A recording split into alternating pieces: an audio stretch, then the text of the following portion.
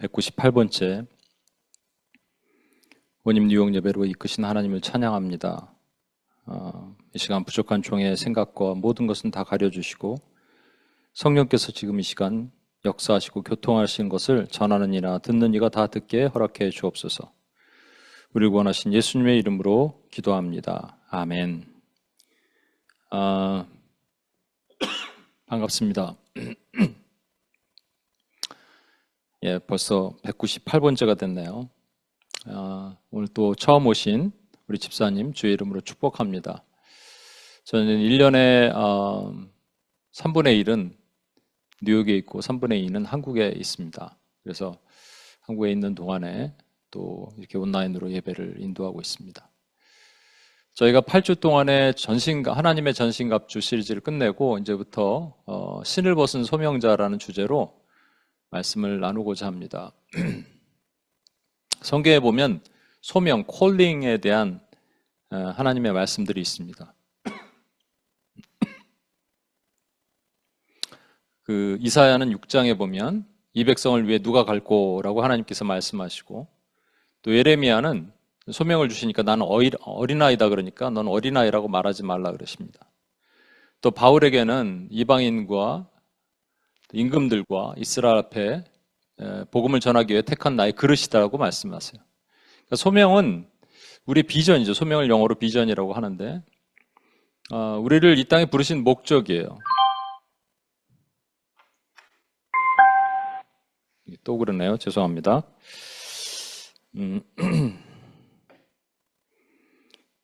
우리를 이 땅에 부르신 목적입니다. 그래서 그 소명을 우리는 알아야 되는데 사실 그 소명을 잘 알기가 쉽지가 않아요. 근데 소명, 부르신 목적이 무엇인가 궁금해하는 사람들이 있죠. 나는 도대체 무엇을 위해 이 땅에 태어났는가? 하나님이 나에게 맡기신 것이 무엇인가? 그래서 궁금해하는 사람들을 우리가 소명자라고 얘기합니다. 소명을 이루기 위해서는 여러 가지 하나님께서 주신 미션이 있어요. 사명이라고 그러죠. 그 사명을 이루어 나가면서 하나님의 소명, 하나님의 부르심대로 사는 거예요. 성경에 보면 이 가장 소명을 확실하게 보여줄 수 있는 사람이 있다면 모세일 겁니다. 우리가 이제 그 연극 있죠. 플레이 있죠. 플레이 보면 그 1막, 액트라 그러죠. 1막, 2막, 3막 이런 식으로 돼 있잖아요. 근데 모세를 보면요, 우리 인생이 연극과 비슷하다고 얘기합니다. 그래서 연극에 1막, 2막, 3막이 있듯이 우리 인생도 1막, 2막, 3막이 있는데 모세를 딱 보면 모세가 120살에 죽었잖아요. 그런데 1막이 40년, 2막이 40년, 3막이 40년이에요. 그리고 3막이 그가 하나님께 사명을 받아서 소명을 수행하는, 물론 1막부터 다 소명이에요. 그렇죠? 그 소명이라는 것은 되게 길고 하나님의 큰 뜻이 숨겨져 있는 것인데 그것을 수행하는 것이 이제 사명이니까 3막은 하나님의 사명장이죠. 그러니까 1막의 40년 동안의 일과 2막과 그다음에 3막 이렇게 구성이 되어 있는 것이 마치 우리 인생과도 너무 닮았다라는 거예요. 여러분 모세의 1막은 어디서 시작됐을까요? 모세의 1막은 40년 동안 왕궁에서 보여집니다. 왕궁에서 왕자로 그 바로의 딸의 양자로 들어가죠. 그래서 왕자의 삶을 살아요. 왕궁의 학문도 다 배우게 되고 뭐 여러 가지 학문을 배웠겠죠. 점성술, 언어, 뭐 천문학 뭐 이런 것들 다 배우고 그러다가 이제 어렸을 때 그의 어머니, 친어머니 요게벳의 손에 젖동량을 맡기죠. 그 젖을 뗀 이후에도 어떤 관계로든 요게벳과 연결이 되었을 것입니다. 요게벳은 그에게 히브리 사관을 가르쳤을 거예요. 넌 히브리인이다 라는 것이죠. 어렸을 때부터 알고 있었을 것입니다. 그리고 그의 2막이 시작되는데 2막은 그의 나이 40살에 2막이 시작돼요. 모세가 40이 되었을 때 갑자기 그의 동료들을 나가서 보고 싶었나 봐요. 그래서 나가서 보다 보니까 동료들이 노예잖아요. 히브리인들이 노예인데 애국 관리들에게 이렇게 채찍질 당하고 매질을 당하고 강제 노역을 받는 것을 보고 격분을 합니다. 그래서 그 애굽 관원을 쳐 죽이죠. 그런데 이 장면을 보면 모세가 이 40년 동안 왕궁에 살면서 한 번도 자기 히브리 동족을 보러 나가지 않았다는 것이 되는 게, 왜냐하면 히브리 동족들이 원래 애굽 관리들에게 이렇게 매질을 맞고 채찍질을 당하는 것이 지극히 당연하게 여러 번 봤다면 갑자기 격분했을 리가 없습니다. 성경에도 사도행전 7장 23절에 보면 나이가 40세, 40이 되면 그의 형제 이스라엘 자손을 돌볼 생각이 나더니라고 돼 있어요. 그러니까 그 전까지는 왕궁에서 호의호식하면서 밖에 자신의 그 민족, 히브리 민족을 생각하지 않았다는 거예요. 그런데 갑자기 생각이 나더니, 생각이 떠올랐다는 거죠. 이건 누가 준 거예요? 하나님이 주신 생각이에요. 아무리 그의 어머니가 정체성, 그 히브리인의 정체성을 얘기해서도 관심이 없으면 그만입니다. 그런데 하나님이 주시면 관심이 생겨요. 이것을 뭐라고 얘기하냐면 부르심의 전조, foreshadowing이라고 얘기했죠. foreshadowing of a calling이라고 얘기해요. 부르심의 전조가 있어요. 제가 이제 코스타 같은 데서 10년 사역을 하면서 많이 모였을 때 한 2,000명 모였을 때 콜링 하거든요. 목요일 날 선교사 콜링을 합니다. 그러면 100명, 200명이 일어나요. 그 자리에서. 왜 일어나냐? 선교사님들이 직접 와서 콜링하거든요. 그 가슴이 뜨거워지거든요. 그 얘기를 듣고 일어나는 거예요. 그렇죠? 그 가슴이 동한다 그러죠. 가슴이 막 뜨거워진다. 그러니까 하나님의 어떤 전조가 있는 거예요. 전조가 있으면 이렇게 움직이게 되죠. 그러니까 여러분도 잘 보셔야 돼요. 하나님이 뭔가 부르실 때 우리 가슴에 foreshadowing이 있는 거예요. 미리 프리커서가 있는 거예요. 미 전조가 있는 거예요. 그 다음에 중요한 단계가 있습니다. 여러분, 연극에 보면 1막과 2막, 그 액트 1과 액트 2 이렇게 보면은 1막과 2막 사이가 뭐가 있냐면요. 블랙아웃이 있어요. 암전이 있습니다. 그 시간에 이제 딱 깜깜하게 해놓고 무대 정리도 하고 뭐 세팅도 바꾸고 이렇게 하잖아요. 마찬가지로 하나님께서는 우리 인생의 1막, 2막, 이 중요한 막 사이에 암전을 두세요. 여러분, 아까 1막이 뭐라 그랬어요? 1막은 모세가 왕궁에 살았던 거예요. 우리에게 적용하면 우리가 우리 마음대로 살았던 삶이에요. 히브리인들, 나이가 돌봐야 될 동족들에 대해서 별로 관심이 없는 거예요. 그렇죠? 나만 잘 살면 되는 거예요. 그게 1막입니다. 어찌 보면 우리 인생은 꽤 많은 시간 우리가 1막을 살았어요. 그러다가 하나님께서 2막으로 옮기실 때는 반드시 암전이 있는데 깜깜하잖아요. 블랙아웃이란 말은 어둡다는 거잖아요. 힘들다는 얘기죠. 그 시간이 길진 않아요. 암전이 막 몇 시간씩 가진 않죠. 짧지만 임팩 있고 힘듭니다. 저에게도 암전이 있었어요. 제가 이제 제 멋대로 삶을 살다가 회사 생활 7년 하고 이제 뭐 유학을 좀 해야겠다라고 하고 있을 때 저희 육신의 어머니가 뇌출혈로 쓰러지셨어요. 블랙아웃이 왔습니다. 암전이 되는 거예요. 그 시간에 제가 하나님께 엎드리죠. 그러니까 되게 강한 임팩을 딱 받게 되는 거예요. 여러분도 그런 암전이 있을 수 있어요. 신학교에 딱 와보니까 제가 이제 미국에서 신학교를 해보니까 그때 어떻게 왔는지를 서로 얘기하는데 한번 말씀드린 것 같아요. 이제 서로 다 뭐 이렇게 왔습니다. 저렇게 왔습니다. 이렇게 신학교를 하게 됐습니다. 이렇게 얘기를 해요. 근데 이제 특히 한국 분들, 좀 나이 들어서 신학을 한 분들, 미국 사람들은 이제 뭐 다양하게 얘기를 하지만 한국 분들은 특이하게 다 비슷한 말씀을 듣고 왔대요. 본토 아비 친척집을 떠나 내가 지시할 땅으로 가라. 그리고 공통점이 있어요. 다 맞고 왔어요. 다 뼈가 부러져 왔어요. 두드러 맞고 온 거예요. 이렇게 맞고 저렇게 맞고 암전을 동일하게 경험한 겁니다. 그러면 암전은 하나님의 극적인 개입인 거예요. 그죠? 하나님의 great, dramatic한 intervention인 거예요. 모세의 경우도 마찬가지입니다. 모세는 이제 40년에 자기 인생을 살다가 하나님께서 이막으로 옮기시기 위해서 암전을 주시는데 그것이 자기가 히브리 동족들을 보러 나갔다가 애국 관리를 쳐 죽인 거예요. 죽이고 나서 여러분 시체를 흙으로 덮습니다. 그러니까 시체 유기한 거죠. 오늘날로 말하면 특정범죄 가중처벌법에 걸리는 거예요.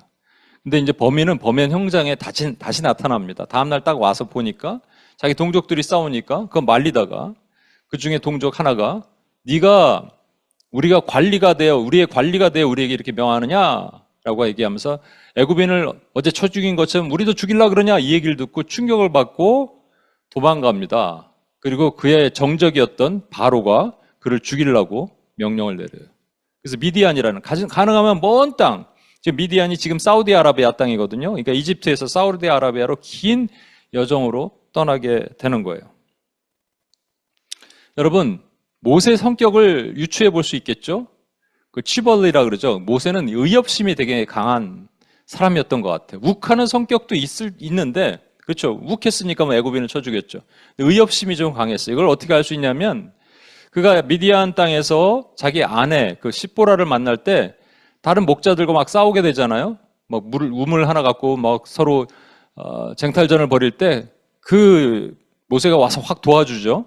그 의협심이 되게 강한 사람이에요. 의협심이 되게 좋아요. 중요한 겁니다. 저는 의협심이 있어야 되고, 사사기 같은 데 보면 하나님께서 사용하시는 사사들 보면 다 의협심이 강한 사람들이에요. 그런데 의협심이 하나님으로부터 오지 않으면 매우 위험해지죠. 그래서 하나님께서는 왜 이 긴 시간 동안 40년 동안 미디안 광야에서 모세를 두셨을까라고 했을 때, 하나님께서는 그가 가지고 있는 개인적인 성품과 깎아나가야 될 부분을 다 깎아 나가신 거예요. 옹이라고 얘기했죠. 나트가 있어요. 나무에 보면 이렇게 옹이가 있잖아요. 그 대패질로 다 자르시는 거예요. 그래서 깎아 나가시는 거죠. 그 시간이 40년이 됐다는 얘기는 5년, 10년으로는 해결이 안 됐다는 얘기입니다. 우리가 생각하는 것보다 모세의 옹이가 되게 단단했다는 거예요. 그죠? 의협심이 강한 사람들의 특징이 뭐냐면 자기 의가 강한 겁니다. 바울은 여러분 가말리엘 문화에서 얼마나 학문을 많이 연구했던 사람입니까? 그런데 나중에 뭐라 그래요? 자기가 배웠던 학문은 배설물로 여긴다 그러죠. 그러니까 하나님께서 바울도 깎기 위해서 그렇게 노력을 하신 거예요. 그러면 우리가 알 수 있는 건 뭐냐면 하나님께서 모세 한 사람을 바꾸기 위해서 긴 시간 하나님의 작업을 하셨다는 거예요. 그리고 나중에 모세가 어떤 사람이 됩니까?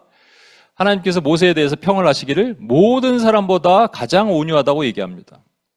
여기서 온유한 것은 그냥 착하고 화 안 내고 뭐 이런 것도 있을 수 있겠죠. 욱했던 사람이니까. 의협심이 강했던 사람이니까. 근데 그것을 선한 의협심으로 바꿔주시는 거예요. 그래서 가장 온유했다는 말은, 여러분 이스라엘 백성들이 얼마나 광야에서 말 안 들어요?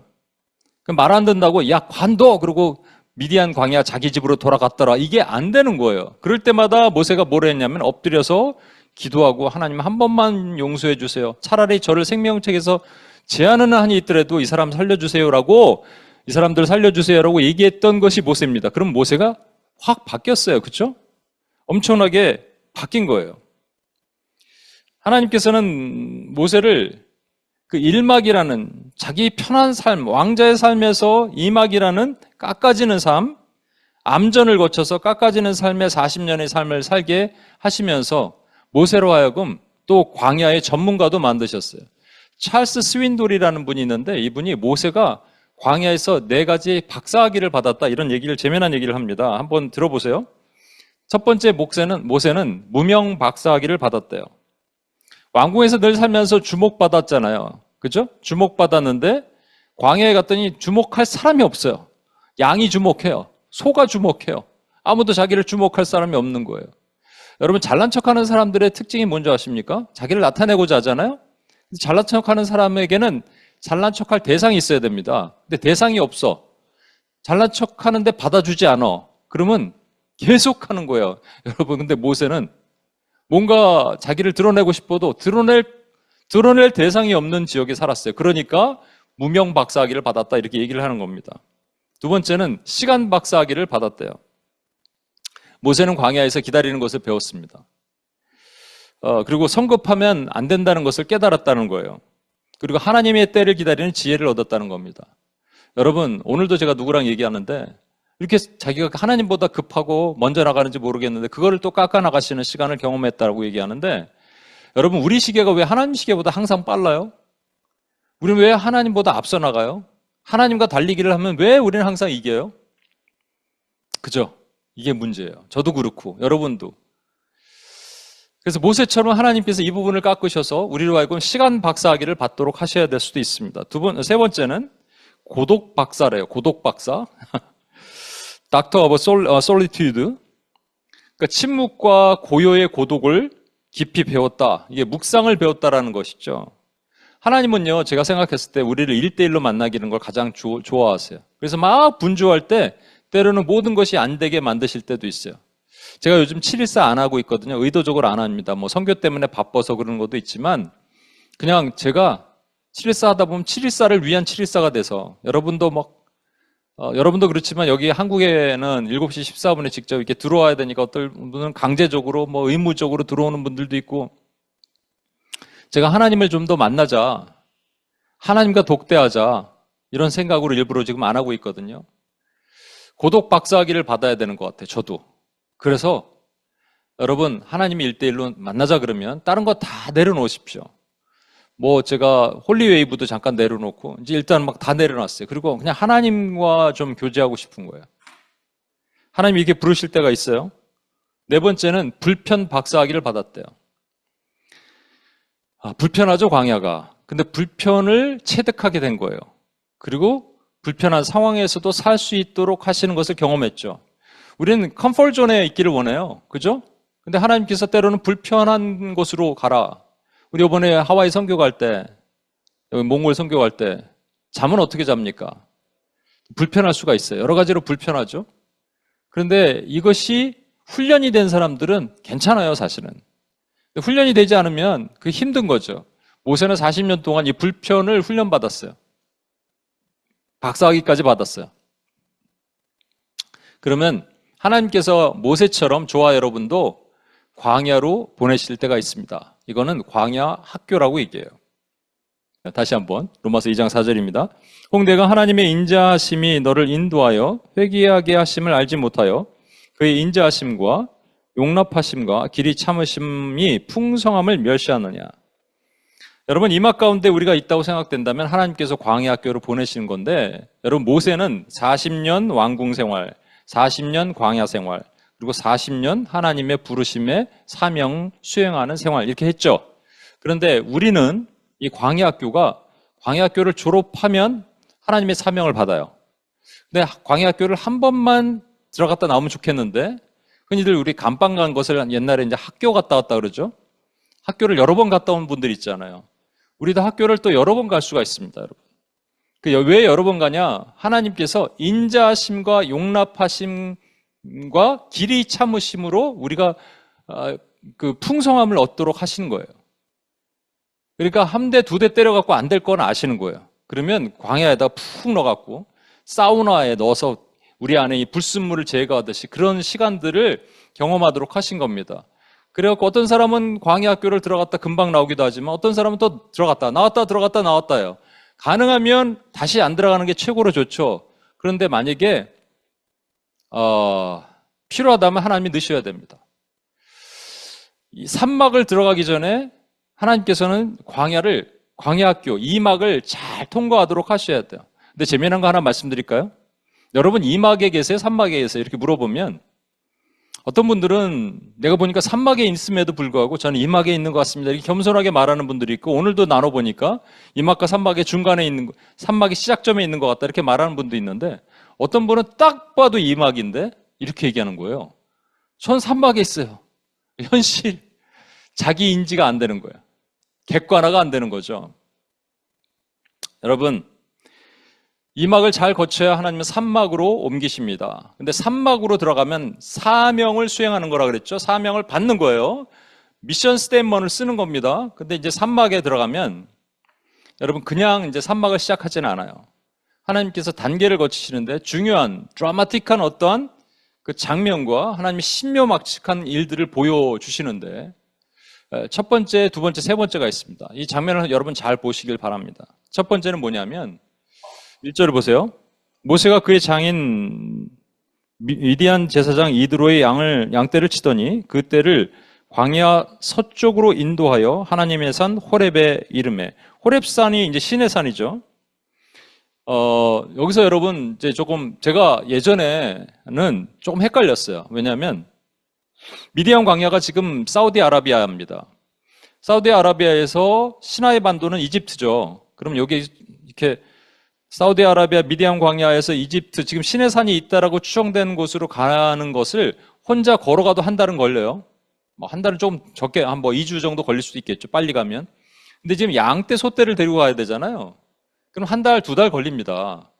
근데 가다가 또 도둑들을 만날 수도 있고 그 위험한 짓을 왜 거기까지 끌고 갔을까? 제가 고민을 되게 한 거예요. 아내 시보라랑 싸웠을까? 아니면 가출했을까? 그냥 다 싫어서 그냥 장인이 또 무당이잖아요. 제사장이잖아요. 그러니까 그거 싫어서 나왔을까? 뭐 여러 가지 어렸을 때 생각을 많이 했는데 이게 지금 신의 산이 만약에 그렇게 있다면 하나님의 특별한 목적으로 끌고 가신 거예요. 이렇게도 할 수 있겠지만 이 신의 산이 요즘에 많은 해석으로는 사우디아라비아 쪽에 그 아라비아 반도에 있다라고 라오즈산 같은 산일 것이라 추정을 많이 하거든요. 그러면 그렇게 멀지 않은 곳이에요. 자기가 살던 곳에서 좀 가까운 곳으로 서쪽으로 이동한 거예요. 근데 자기 양떼가 아니에요. 여기 잘 보시면 장인 미디안 제사장 이드로의 양떼를 쳤다. 이 얘기는 뭐냐면 마치 우리와 비슷한 거예요. 우리가 일상이에요. 여러분 직장 생활에서 어떤 회사로 다니면서 월급 받았더라 이런 거랑 똑같은 거예요. 그냥 일상으로 살았더라 이거예요. 일상이에요, 일상. 근데 그 일상에서 하나님은 우연을 가장해서 하나님이 그를 이끌어 오신 거죠. 여러분 만약에 이 신의 산이 미디안 쪽에 있는 산이든 신의 산에 우리 지금 시나이 반도에 있는 산이든 우리가 추정되는 산을 보면요. 여기 풀이 별로 없습니다. 몰라요. 이때는 모세 때는 이때는 막 풀이 무성하고 뭐 먹을 게 많은 그런 풍성한 곳이 있었는지 모르겠는데 지금 가면은 민둥산이에요.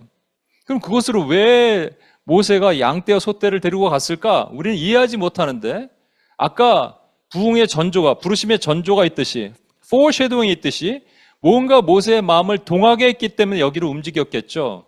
저는 이것을 늘 있는 곳에 늘 인식되는 곳에 우리 하나님의 음성을 듣는다 저는 이렇게 생각을 합니다. 그래서 저는 호렙산 하나님의 산을 찾아야 돼요. 하나님의 음성을 듣는 곳이에요. 그런데 이게 익숙한 곳이라니까요. 그러니까 여러분 오늘 예배 가운데서도 하나님의 음성을 들을 수 있어요. 하나님의 부르심을 들을 수 있어요. 그리고 여러분 늘 익숙하던 말씀 가운데서도 그것을 들을 수 있어요. 여러분 하나님이 막 우리 삶을 갑자기 바꾸셔서 어디로 막 이동시키시고 이민 보내시고 선교지로 가게 하신 다음에 거기서 뭘 듣게 하실 수도 있겠죠. 그런 거는 막 진짜로 강제로 한 2달 동안 이동시키셔서 시나이 반도에 있는 시내산으로 보내시는 거 이런 거 가능하겠죠. 그렇지만 늘 가던 곳이에요. 늘 지나가던 곳이에요. 늘 아는 곳이란 말이에요. 그렇다면 익숙한 곳에서 하나님을 발견할 수도 있습니다. 아모스는 뽕나무를 재배하던 목자였어요. 근데 하나님께서 그에게 배 만드는 일을 갑자기 시키시더니 하나님이 소명을 주시더라. 이렇게 하지 않으셨다는 얘기예요. 그냥 뽕나무 재배하는 목자로서. 또 여러분 다윗은 양떼를 치는 충성스러운 사람인데 오늘날 그가 하나님께서 그를 포도 농장으로 보내셔서 포도원을 재배하게 하시더니 하나님이 말씀하시더라. 이렇게 안 했다는 거예요. 또 아까 바울 얘기했죠. 바울은 가말리엘 문화에서 열심히 수학을 하던 사람인데 그를 들어서 하나님께서 사용하셨지 가말리엘 문화에서 어디 사두개파로 옮긴 다음에 사용하겠더라 이렇게 하지 않으셨다는 거예요. 우리 생각에는 내가 하나님의 부르심을 받으려면 뭔가 환경이 확 바뀌어야 되는 것 같아요. 근데 그러지 않으셨어요. 때로는 말씀이 너무나 평범한 말씀, 내가 아는 말씀인데 하나님이 이끄실 때도 있어요. 제가 자주 얘기합니다만 저는 플라스틱 회사를 다녔어요. 플라스틱 회사를 다니면서 나중에 플라스틱 이쪽으로 이 분야에서 하나님께 영광 돌리는 삶을 살고자 합니다. 이렇게 했습니다. 그러다 목사가 됐습니다. 플라스틱과 목회는 전혀 상관이 없어요. 연결고리를 찾을 수가 없어요. 그래서 이제 이 고민이 된 거죠. 근데 저는 플라스틱 회사를 다니면서 이제 신학을 하게 됐고 하나님의 어떤 부르심에 순종하게 됐잖아요. 사명에 순종하게 됐잖아요. 그때 제가 이제 느낀 게 있어요. 하나님의 이 부르심, 평범한 제 일상의 현장에서 부르신 거예요. 그러다 깨달았어요. 저는 이제 저에게 아시는 분들은 알겠지만 전 공항 가는 게 제일 싫어요. 공항 트라우마가 있어요. 너무 비행기를 많이 타갖고 그리고 너무 딜레이가 많이 되는 비행기 맨날 기다리고 그래서 비행기 공항 가면 아주 싫습니다. 그리고 두 번째 싫은 것은 모르는 사람 만나는 거예요. 이제 영업팀에서 어레인지를 해주면 제가 이제 프레젠테이션을 하고 그리고 거기서 점심 같은 걸 같이 이해 안 되는 영어로 모르는 사람들이랑 같이 어울려야 돼. 무슨 얘기 해야 되냐면 미식 축구 얘기해야 되고 야구 얘기해야 되고 뭐 이런 얘기 해야 됩니다. 근데 저는요 그런 훈련을 하고 나니까 하나님께서 모르는 사람 만나는 거 저는 괜찮아요. 지금은. 모르는 사람과 얘기하는 거 괜찮아요. 원래 잘 안 됐던 사람이에요, 제가. 그러니까 하나님께서 이렇게 부르시려고 일상에서 하나님께서 저를 부르시는 도구로 이렇게 삼으셨구나. 제가 늘 알던 말씀이 있습니다. 미가서 7장 11절 이런 말씀, 성벽 얘기는 제가 늘 알아요. 성벽을 건축하라. 건축하라나 보다. 적들이 오니까 막으라나 보다. 이렇게 생각했죠. 근데 어느 날 제가 늘 알던 그 평범한 말씀이 저에게 너무 깊이 다가오는 거예요. 성벽을 건축하는 날, 곧 그날에는 지경이 넓혀질 것이다. 성벽을 건축하면 지경이 좁아지죠. 그죠? 근데 왜 지경이 넓혀진다? 바운더리가 왜 넓어진다고 말씀하셨을까? 그걸 고민한 거예요. 그래서 생각한 거예요. 그리고 찾아본 거예요. 그랬더니 성벽이 그냥 성벽이 아니라 성도들이고 교회고 신부구나. 그게 무너지면 죄가 들어오는구나. 그걸 단절하면 도리어 사람들이 그 안에 들어와서 이 지경이 넓혀지는구나를 깨닫고 나서 제가 UPS 선교단체를 만든 겁니다. 어디 특별한 드라마틱한 호렙산으로 인도하신 게 아니라 그냥 일상이었어요. 일상에. 여러분 새벽 기도를 가든지 개인의 기도를 하든지 오늘 주일 예배를 드리든지 이때 갑자기 하나님께서 여러분의 마음을 뜨겁게 동화하시게 하시는 것이 있다면 지금 부르시는 거예요. 지금 말씀하시는 거예요. 여러분 일상을 그래서 충실하게 사셔야 됩니다. 일상에 최선을 다하셔야 돼요. 그럼 일상 가운데 나타나시는 하나님의 음성을 우리는 들을 수 있어요. 자꾸 이걸 오해하니까 어디 큰 집회나 선교지나 꼭 가야 되는 것처럼, 물론 선교지 같은 데 가서 밤하늘에 우리 별똥별 보면서 하나님의 음성 들어도 좋아요. 그런데 그렇게만 생각한단 말이에요. 아니에요. 오늘 예배에 여러분 충실하십시오. 하나님이 말씀하시는 걸 들을 수 있습니다. 하나님의 부르심을 들을 수 있어요. 두 번째, 여기서 그러니까 호렙산이라는 큰 산으로 하나님께서 이렇게 인도하셨어요. 그렇죠? 호렙산으로 모세를 인도하셨듯이 저와 여러분도 호렙이라는 하나님의 산으로 일상 중에 있는 하나님의 산으로 저와 여러분을 인도했다면 두 번째 장면을 보게 됩니다. 두 번째 장면은 뭐냐면 4절에 보시면 여호와께서 그가 보려고 돌이켜오는 것을 보신지라 하나님이 떨기나무 가운데서 그를 불러 이르시되 모세야 모세야 하시매 그가 이르되 내가 여기 있나이다. 모세가 가서 본 게 있어요. 뭐냐면 떨기나무 부시가 있는데 그냥 잡목이에요. 거기에 불이 붙었는데 이게 타지 않는 거예요. 그러니까 신기하니까 그걸 보러 갔는데 갑자기 하나님께서 모세야 모세야 두 번 부르시면 급한 거예요. 지금 아브라함이 모리아산에서 이삭을 칼로 딱 찌르려고 그랬을 때 아브라함아 아브라함아 두 번 부르시죠. 하나님이 급한 거예요. 왜 급하냐? 오지 말라는 거예요. 급한 이유가 그 다음 말씀 보세요. 하나님이 이르실 때 이리로 가까이 오지 말라. 여러분 왜 오지 말라 그러셨을까? 우리 주님이 이 땅에서 뭐라 그러세요? 내가 길이요 진리요 생명이니 나로 말미암지 않은 아버지께로 올 자가 없느니라. 수고하고 무거운 짐진 자들아 다 내게로 오라. 나는 생명이니 나에게 오라 그러시죠? 소경 바디메오가 예수님이 지나간다는 소리를 듣고 막 소리를 지릅니다. 나사렛 예수여 나를 구원하소서. 그러니까 주님이 오라. 주님은 항상 오라 그러시는데 가까이 오지 말라라고 얘기를 하는 거예요. 여러분 이게 중요합니다. 우리가 왜 부르심에 실패하는가? 왜 사명에 실패하는가? 첫 번째는 호렙산을 너무 거창한 드라마틱한 나의 삶의 모먼트에서 하나님께서 하늘에서 신묘막측한 진동과 입신과 이런 것들만 말씀하신다고 생각하니까 늘 일상에서 말씀하시는데 못 듣는다고 얘기했죠. 두 번째는 떨기나무인데 떨기나무를 가까이 가려 그러니까 안 되는 거예요. 떨기나무가 이 불타는 떨기나무가 있는데 하나님이 오지 말라 그러세요. 이것을 많은 학자들과 이런 데서는 어떻게 해석을 하느냐? 모세는 죄인이잖아요. 죄인이니까 하나님의 거룩한 임재 가운데 가까이 가지 못한다 이렇게 얘기를 합니다. 맞아요. 그렇지만 더 중요한 게 있습니다. 뭐냐면 여러분 모세가 나중에 이 시내산으로 다시 돌아와요. 출애굽해서 이스라엘 백성들 200에서 250만 데리고 시내산으로 다시 돌아와서 여기서 1년간 살면서 하나님께 두 가지를 받습니다. 그게 전쟁의 무기죠. 하나는 성막이고 하나는 율법이에요. 이거 두 개 전쟁 무기를 가지고 가나안으로 들어가는 거예요. 이거면 된다는 거예요. 근데 이 성막이 뭘 뜻하냐? 예수 그리스도의 보혈, 어린 양의 피, 그 다음에 율법은 하나님의 말씀. 이게 계시록 12장에 보면 우리에게 주신 무기라는 거예요. 하나님의 성도들이, 형제들이 하나님의 어린 양과 주의 말씀으로 싸웠다고 돼 있습니다. 그렇죠? 이거면 되는 거예요. 이게 뭘 뜻하냐? 예수 그리스도 그 자체가 하나님의 어린 양이고 말씀이신 거거든요. 그러니까 신의 산에서 모세가 돌아와서 예수 그리스도를 받게 됩니다. 근데 지금은 예수 그리스도가 없어요. 예수가 없이 우리가 하나님 앞에 가면 죽어요. 그러니까 가까이 오지 말라는 거예요.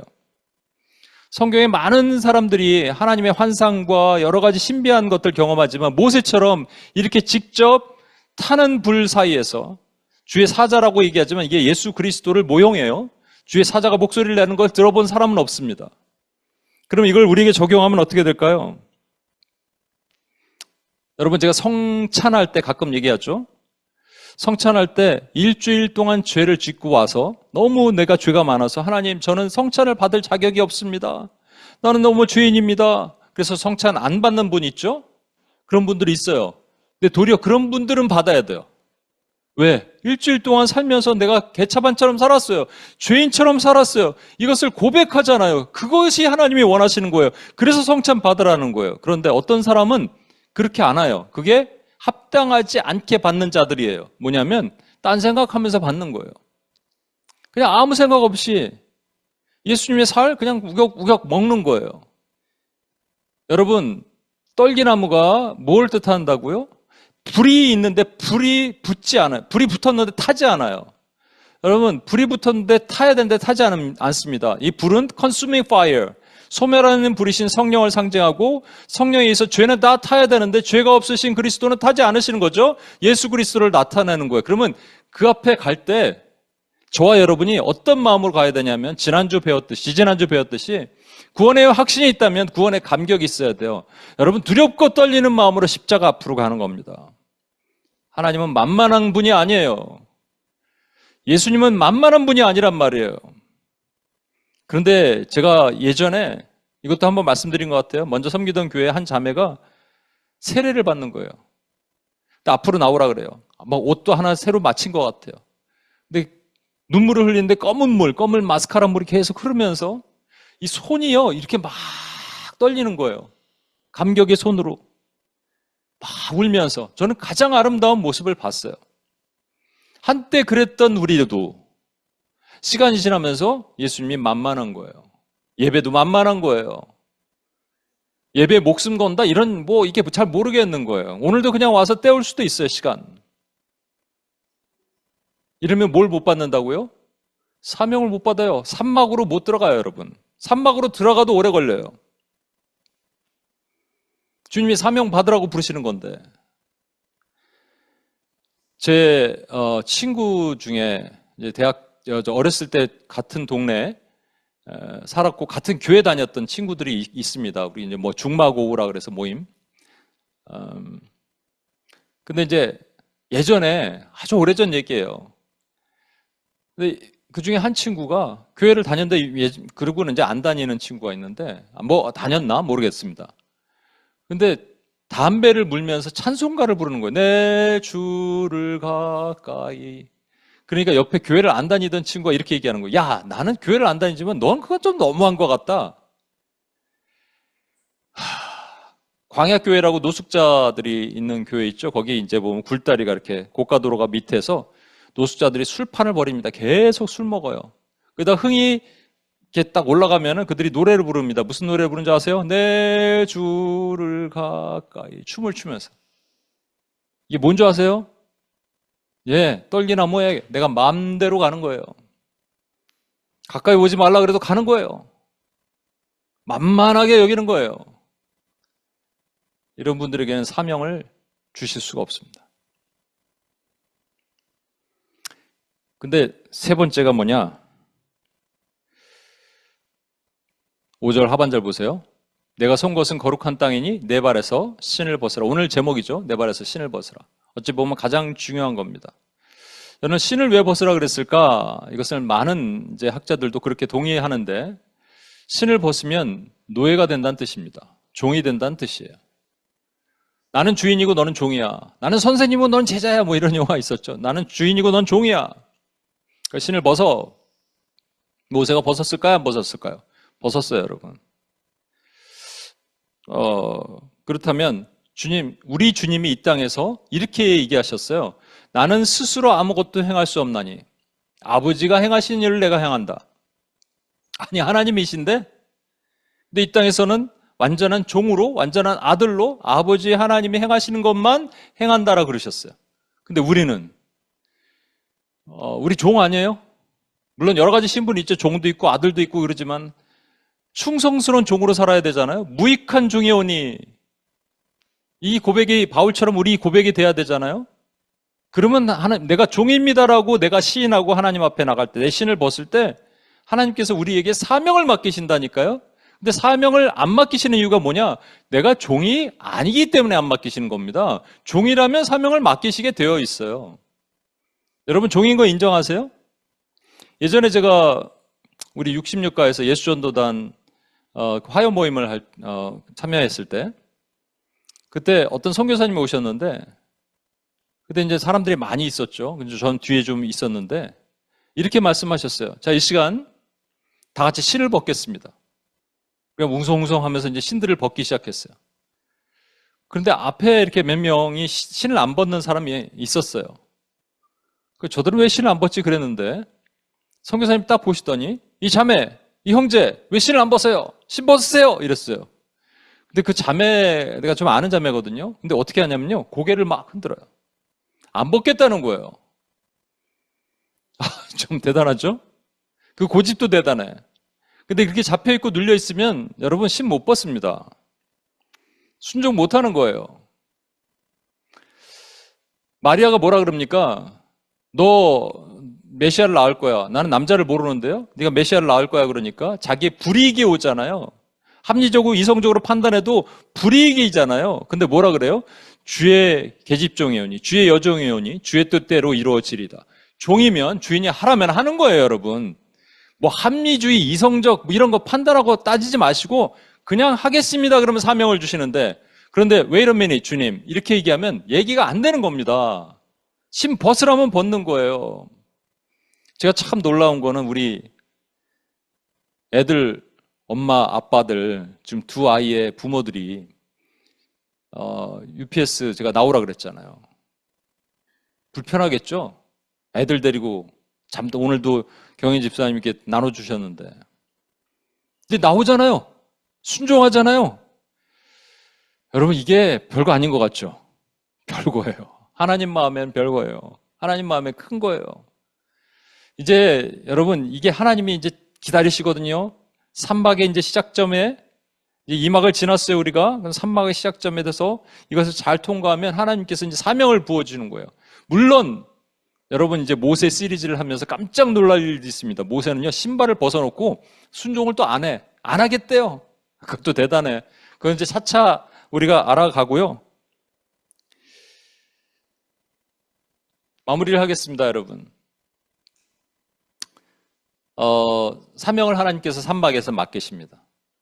뒤에 가면 이제 모세가 출애굽하고 그 일들을 하죠. 근데 그 시작점에서 중요한 게 뭐라고요? 호렙산을 만나야 됩니다. 호렙산이 아닌 무슨 큰 뭐 하렙산, 뭐 히말라야산 이런 데를 생각하지 마시고 호렙산이에요. 여러분 아는 산이에요. 여러분 지나갔던 산이에요. 오늘 예배 자리예요. 저녁에 기도의 자리예요. 여러분이 이 성경 묵상하는 오늘도 호렙산이 나의 호렙산이 무엇입니까? 그랬더니 어떤 형제가 평생 통독을 처음 해본대. 이제 바이블 앤 브레드 우리 들어오는 형제인데 자기는 창세기를 넘어가 본 적이 없대요. 근데 이제 거의 끝나가거든요. 놀라는 거예요. 너무 감격스럽다. 자기의 호렙산은 이거다라고 얘기하더라고요. 네, 맞아요, 여러분. 내가 하나님 앞에 순종하고 나가는 거예요. 호렙산이에요. 거기서 하나님 말씀하시는 거예요. 근데 떨기나무를 만납니다. 예수 그리스도. 옛날에 내가 하나님을 만났던 그 감격, 구원의 감격의 자리로 다시 가는 거예요. 그리고 신을 벗으래요. 나는 무익한 종입니다. 신을 벗으면 하나님께서 말씀하시고 나에게 사명을 주시는 것을 우리가 듣는 거예요. 기가 막히죠? 오늘 처음 오신 우리 집사님에게도 물론 따님 만나러 이렇게 오셨지만 오늘 이 자리에서 성령의 소리를 들으시는 거예요. 호렙산이에요. 그리고 나갑니다. 하나님의 사명자로 나가는 거예요. 근데 문제가 있어요. 우리 안에 문제가 뭐냐면 시시한 사명은 사명 같지 않아요. 좀 멋진 사명이 사명 같아요. 근데 여러분, 아까 그 덤불이라 그러죠? 떨기나무. 이게 덤불입니다. 부시예요, 부시. 부시는 어디다 쓰는 거냐면요. 잡목이에요. 여러분, 이렇게 캠파이어 하더라도 장작을 놓기 전에 먼저 불을 밑에다 이렇게 불을 비우려고 마른 나무를 넣죠. 그게 부시예요. 그러니까 전혀 쓸데가 없는 겁니다. 여러분, 예수님의 모습이 무슨 백향목이나 상수리 나무나 적어도 아카시아 나무 정도 돼야 되지 않겠어요? 근데 잡목이에요. 떨기나무래요. 어디다 갖다 쓸 데가 없어. 근데 예수님이라는 거예요. 그분이. 근데 우리는 뭐가 되고 싶어요? 상수리 나무, 백향목.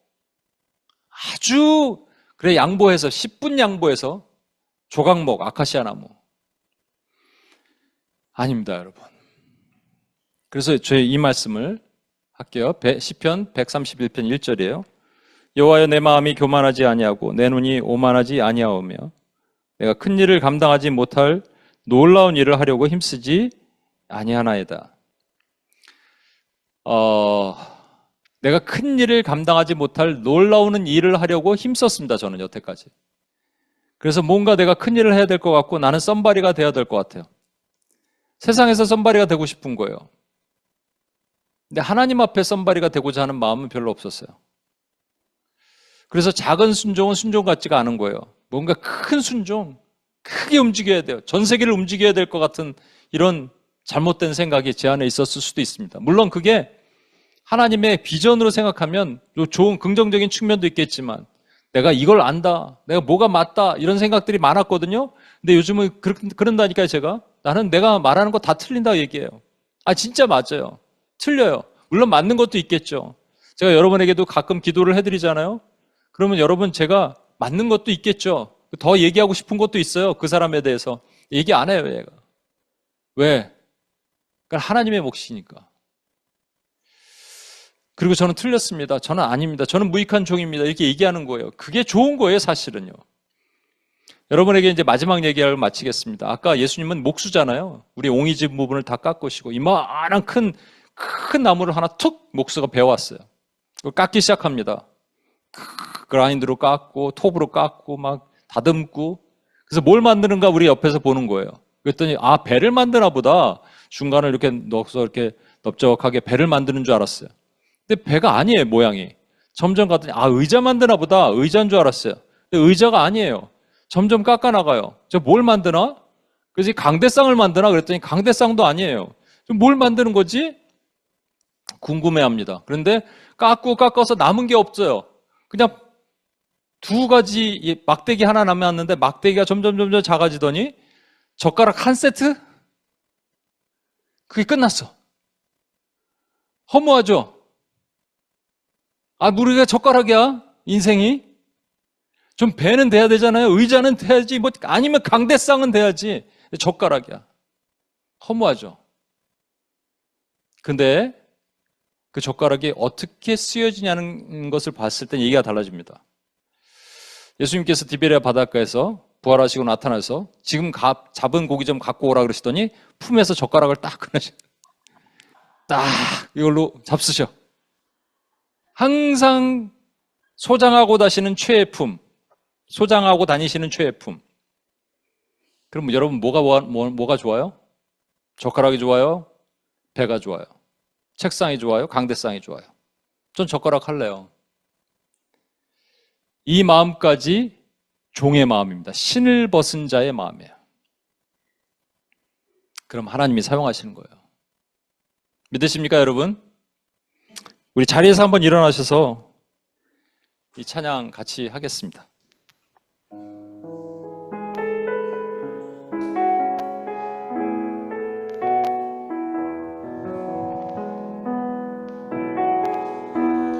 나의 부르심, 나의 영원한 소망, 예수님의 형상을 담는 것, 나의 목적, 나의 높은 부르심, 세상을 뒤로 하고 주 위에 사는 것 덮으소서. 주 거룩한 품에 품으소서.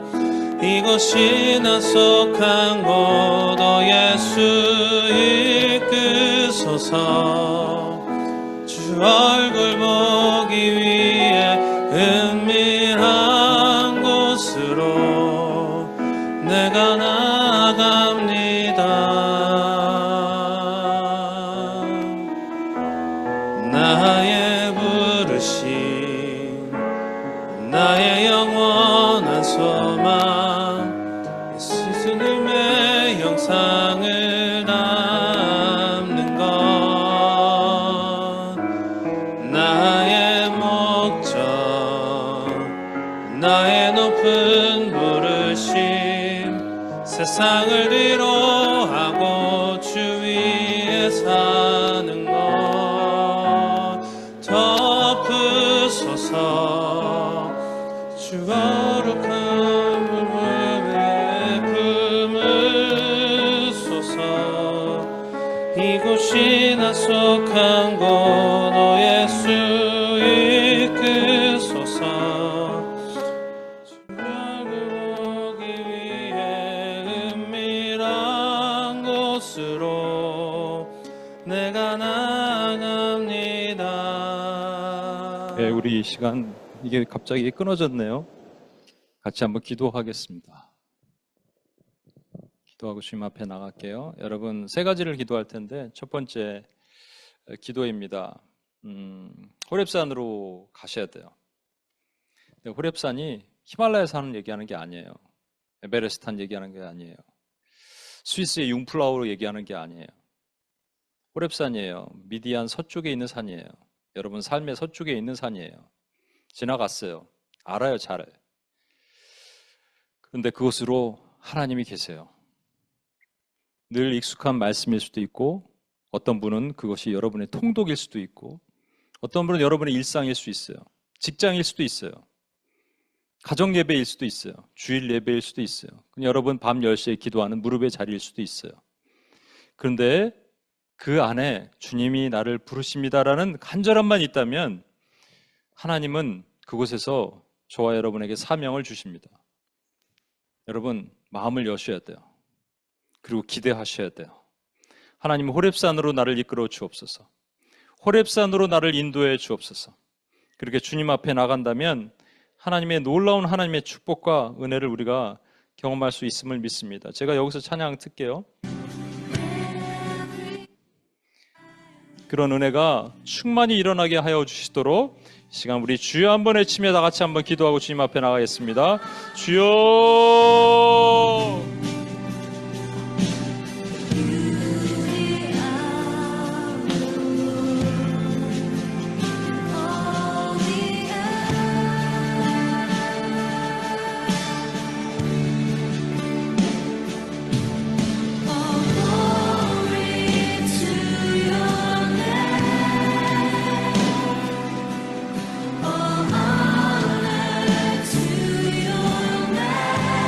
Majesty.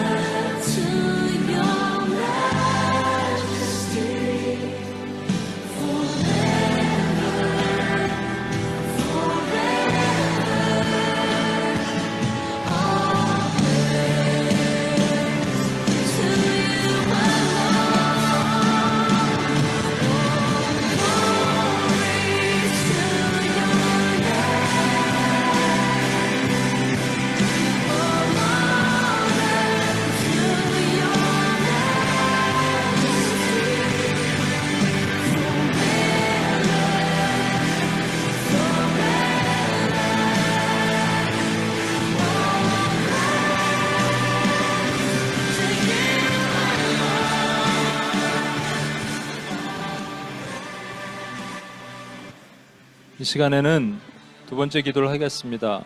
여러분, 타지 않는 떨기나무로 우리가 어떻게 감히 주님 앞에 가겠습니까? 근데 예수 그리스도를 통해서 하나님께 갈 수 있잖아요. 근데 이 주님이 너무 만만하면 그냥 평범한 거예요. 십자가도 늘 있었던 봤던 것이니까. 근데 그렇지 않은 사람에게 십자가의 감격이 주여 나는 죄인인데 어찌 주님 제가 주님 앞에 감히 고개를 들 수 있겠습니까? 라고 겸손하게 고백하는 자에게 하나님은 은혜를 주십니다. 그리고 사명을 주십니다. 내가 준비된 사명을 너에게 주노라. 예수님을 누구보다도 높이 여기는 사람에게 사명을 안 주시겠습니까? 여러분, 우리 예배가 그렇게 돼야 되고요. 여러분 삶이 그렇게 돼야 돼요. 최우선은 예수 그리스도가 돼야 돼요. 십자가가 돼야 돼요.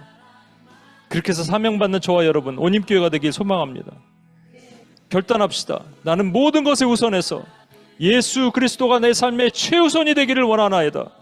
그러면 하나님이 사명을 주십니다. 결단하고 주님 앞에 나가겠습니다. 주여 한번 외치며 기도하며 나갑니다. 주여!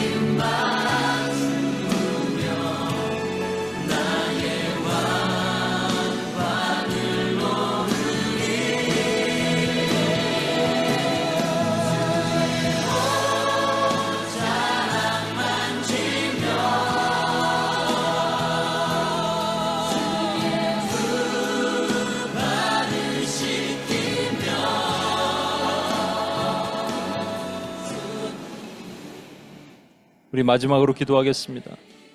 근데 가장 중요한 게 뭐라고요? 신을 벗는 거예요. 여전히 내 자아가 살아남아 있고 내 유익이 있고 아주 사소한 것에도 난 손해보기 싫어하고 주님이 신을 벗으래요. 신을 벗으라. 내 종이 되라. 마리아처럼 주의 계집종이니 주의 뜻대로 이루어지리다. 바울처럼 주의 무익한 주의 종입니다. 고백할 때 주님께서 사명을 맡기십니다. 종이 아닌데 왜 사명을 맡기세요? 종이니까 사명을 맡기시죠. 여러분, 종은 주인이 시키는 대로 하는 거예요. 그냥 하는 거예요.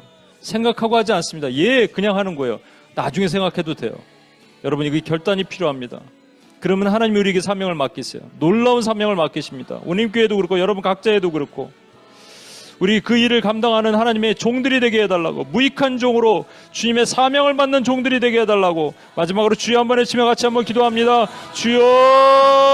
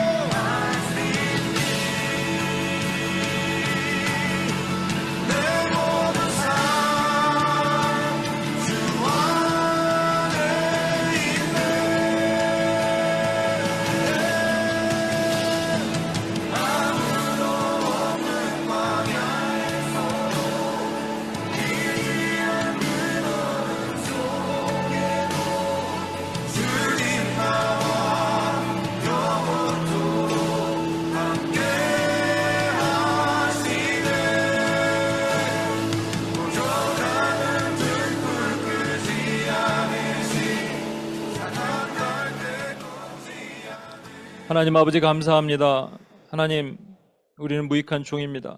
신을 벗으라 하시면 신을 벗습니다. 호렙산으로 인도하셔서 타는 떨기, 불타는 떨기나무를 바라보며 영광스러운 그 위엄 앞에 주님을 높입니다. 예수 그리스도의 나의 왕 되신 주님 십자가 앞으로 나아갑니다. 그리고 신을 벗습니다. 그리고 마침내 사명을 받습니다. 그런 원림교회 성도들, 또 오늘 방문하신 우리 집사님, 그리고 우리 모두가 되기를 소망합니다. 우리가 왜 사명을 못 받을까?